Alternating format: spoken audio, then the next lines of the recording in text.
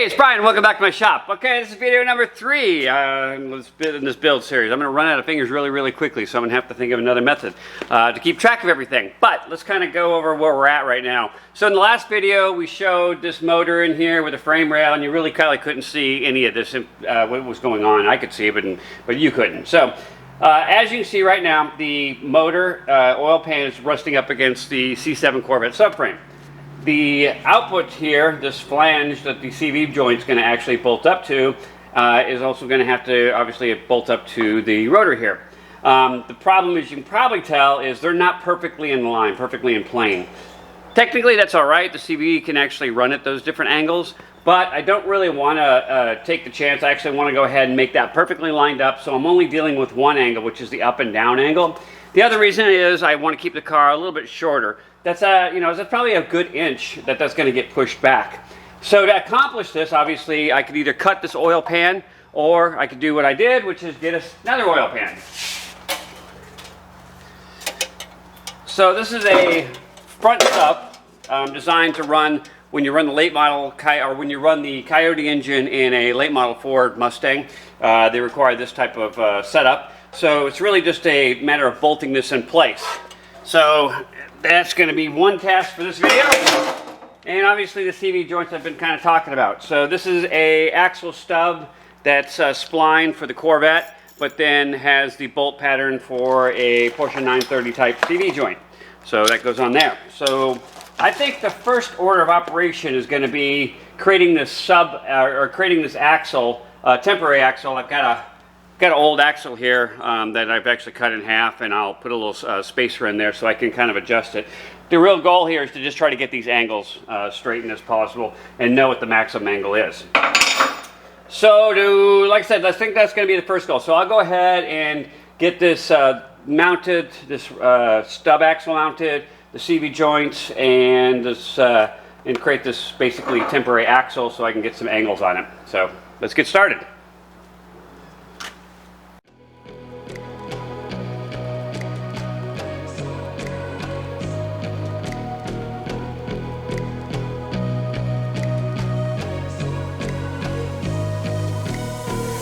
It's a tug of war, battling to keep my sanity. Say no more, say no more. I love you, but I can't keep killing me. I look at myself, I wonder why you don't recognize who.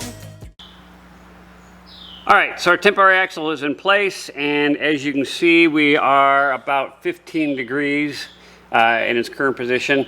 It's really shouldn't run more than 25 degrees, and realistically that 15 probably come down a little bit as I kind of have this kind of sitting up a little higher than it really needs to. It'll probably come in at about 13 degrees. The other angle, which is a little more challenging to see, is that angle there. You look right down the center, you can see the transmission is actually just forward, probably maybe 3 degrees or so. We're perfectly dead straight. So as I said, the little big first part, if I can get that oil pan changed and get that so that it is allowing me to push the engine back, say maybe 1 to 2 inches at the most, then this will be perfectly in line with the axle. And then I'll also, like I said, drop this down to where it needs to be, which is probably around 13 degrees ultimately. So next up, let's get this oil pan off.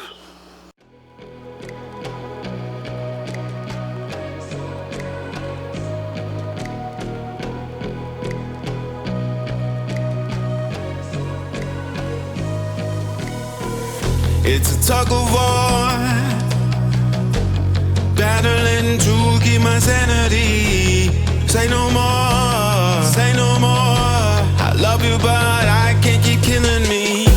I look at myself, I wonder why you don't recognize who you traumatize me. Now what do I do? Pick up the pieces and go.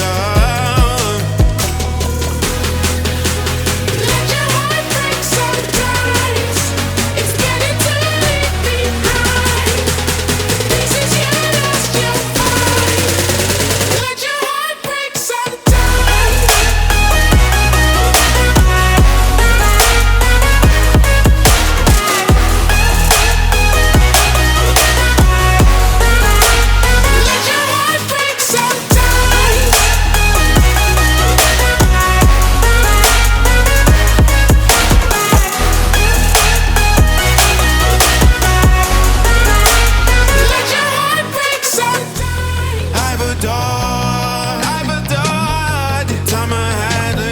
this fantasy. Now I'm looking for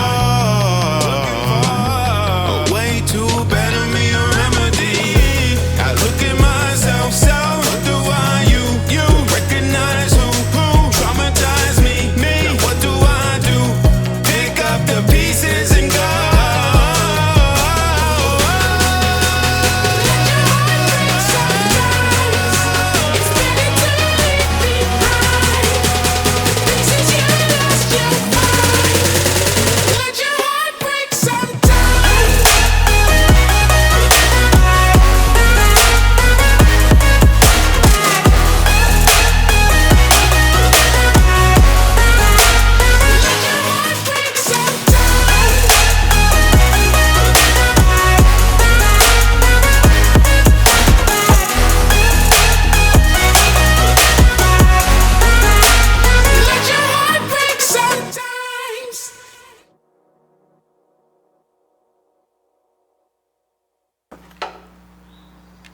All right, so we can see now with the oil pan, this new oil pan, we've actually been able to move the motor back, I'd say probably about an inch, maybe inch and a half.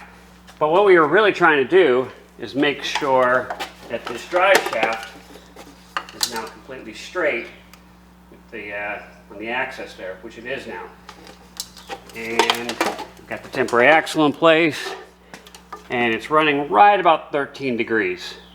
So that's not too bad. I'd like it to be a little bit lower, but I really don't want to go into modifying the subframe.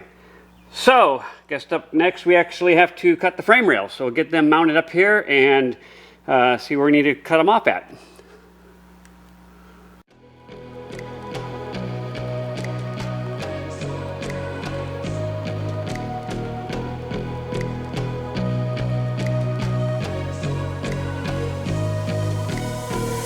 It's a tug of war, battling to keep my sanity. Say no more, say no more. I love you, but I can't keep killing me. I look at myself, I wonder why you don't recognize who you traumatize me. All right, so I think that's going to wrap it up for this episode.